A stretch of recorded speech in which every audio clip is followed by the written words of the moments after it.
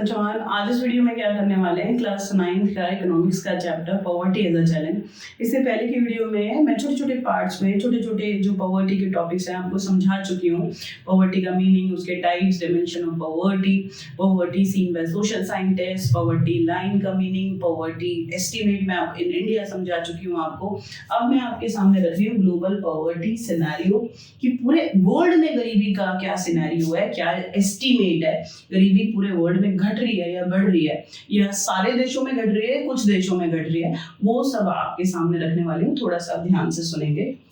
देखो, huge investment in human resources development, rapid economical growth, poverty is substantially decreased in China and Southeast Asian countries। ठीक है, south east Asian countries में से एक बड़ी जो कंट्री है वो है चाइना, क्योंकि वो लगातार ह्यूमन रिसोर्सेज पर, लोगों की एजुकेशन पर, उनकी हेल्थ पर काम कर रहे हैं, इन्वेस्ट कर रहे हैं, तो वहां पर गरीबी लगातार घट रही है।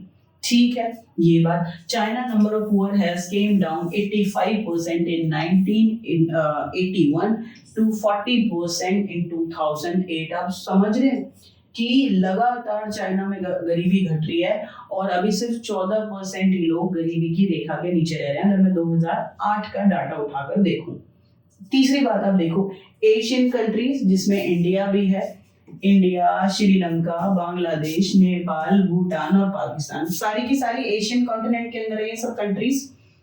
Despite decline in the percentage of poor, लगातार यहाँ पर भी पुअर जो लोग हैं उनकी जो नंबर है वो घट तो रहा है, लेकिन लगातार गरीबी नहीं घट रही है। जिस परसेंटेज से, जिस कंटिन्यू वे में जो चाइना में या दूसरे देशों में गरीबी घट रही है, उतना तेजी से इन एशियन कंट्रीज में नहीं घट रही है। कौन है? इंडिया है, बांग्लादेश है, श्रीलंका है, ठीक है, पाकिस्तान है।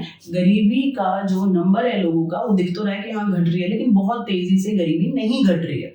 ठीक है, डेवलपिंग कंट्री है ना सारी। चलो next, in India poverty is higher than the national estimate. It is done because of the different poverty line definitions. It means India में जो poverty डिक्लाइन हो रही है वो उतनी तेजी से डिक्लाइन नहीं हो रही। क्यों?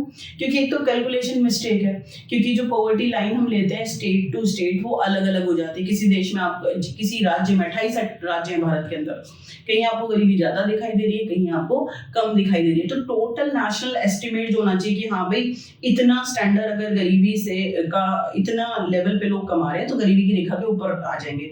लेकिन सारे राज्यों पर बात नहीं लागू होती ना, हर राज्य में बराबर इनकम के रिसोर्स और अपॉर्चुनिटी है नहीं। बात समझ में आई आपको? तो उसकी वजह से क्या होता है कि आप पॉवर्टी लाइन का जो स्टैंडर्ड है वो बदल जाता है, हर राज्य में बदल जाता है। तो टोटल जो नेशनल एस्टिमेट गरीबी की रेखा से नीचे वालों का नहीं होना चाहिए, हाँ ऊपर, कि भाई हम गरीबी की रेखा से ऊपर हैं सारे लोग, वो स्टैंडर्ड आ नहीं पाता है। तो भारत में लगातार गरीबी अभी बनी हुई है। बात को समझो प्लीज, इस बात को समझो कि 28 राज्य, बड़ा देश है भारत एशिया कॉन्टिनेंट के अंदर, लेकिन हर राज्य में बराबर रिसोर्सेज नहीं है, बराबर अपॉर्चुनिटीज नहीं है। तो कहीं पर गरीबी ज्यादा है और कहीं पर गरीबी कम है, तो टोटल नेशनल एस्टिमेट जो गरीबी का होगा वो गड़बड़ा जाएगा।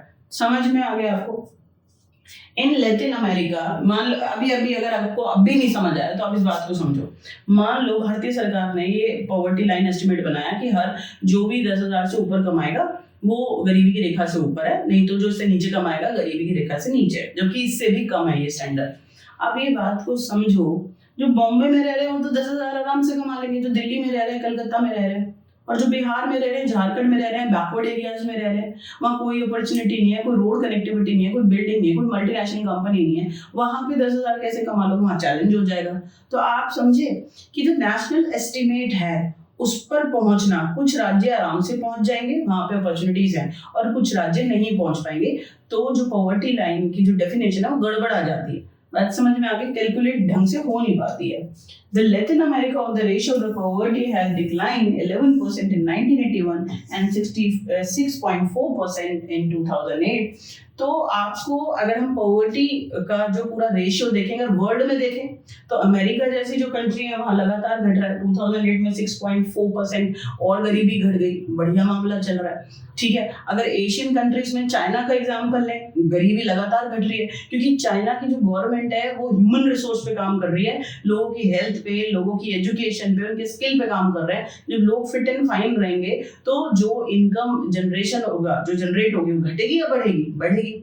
ठीक है, तो ये आपको समझना पड़ेगा कि एशियन कंट्रीज में जो गरीबी लगातार तेजी से घट रही है वो चाइना के अंदर घट रही है।